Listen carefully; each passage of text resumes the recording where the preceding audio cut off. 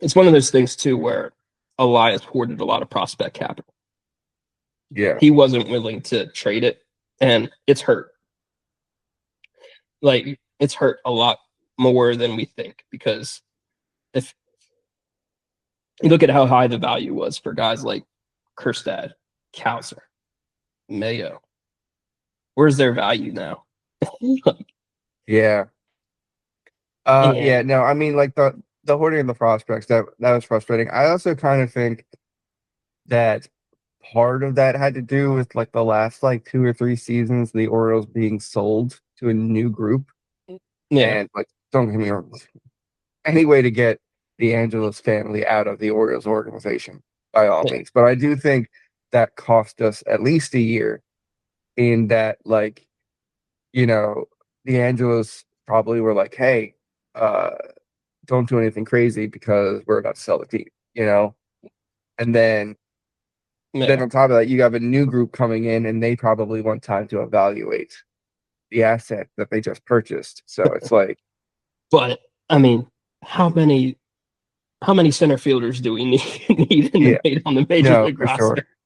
For sure. No, like yeah, it's we have prospects.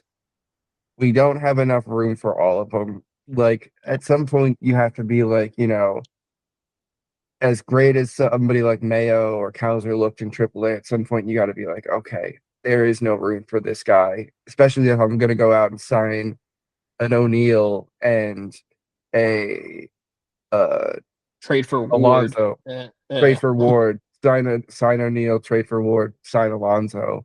Especially if I'm going to do these three moves, then these two players particularly, there probably won't be room for them on the roster. Well, when you look at it now, you traded for Blaze Alexander and you have Jeremiah Jackson. So like, and they've proven they can be some everyday guys at the moment. Yeah, So now it's like, okay, we've got our two utility guys, right? And they can still back up when Westbrook goes down, right? When Holiday's injured, they can fill yeah, in and play. So do we really need 8 second basemen knocking on the door?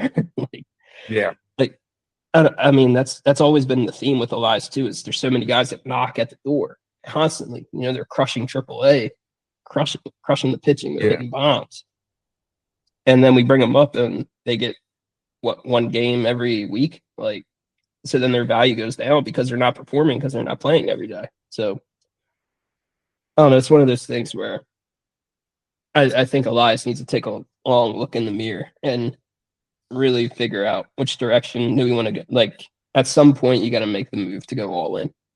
yeah. I Now I'm mean, not. yeah, like I do want to see him make these moves, but I also like I am with the Elias mindset to an extent when it comes to like, yeah, I want them to make the moves for us to like win the World Series, but I don't want him to make the moves to where we wind up like Texas was for the last like three Yeah, years. Like they won the World Series and then they've basically been in purgatory. Now, it looks like they're actually gonna be decent this year, yeah. from what I've seen, with their players now. So they're probably coming out of it. But that definitely like it definitely cost them when they went all Well, in. And yeah. I then yeah, mean, it worked out for them.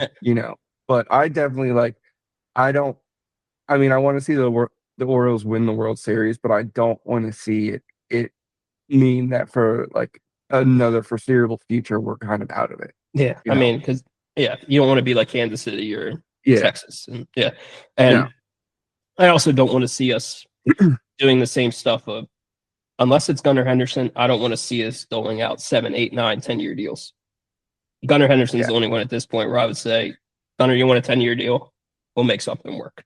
Yeah. I mean, honestly, at this point, I don't want to see Gunnar Henderson in anything but Baltimore or black and orange. Yeah, Notice yeah. I said Baltimore black and orange. There are some Yes. other black and orange teams on this in this league that I don't want him there. Yeah. And I mean, Alonzo with a 5-year deal is, I don't mind that at all either. Yeah, Like, it's even though it seems long term, it's really not that long term for a consistent player.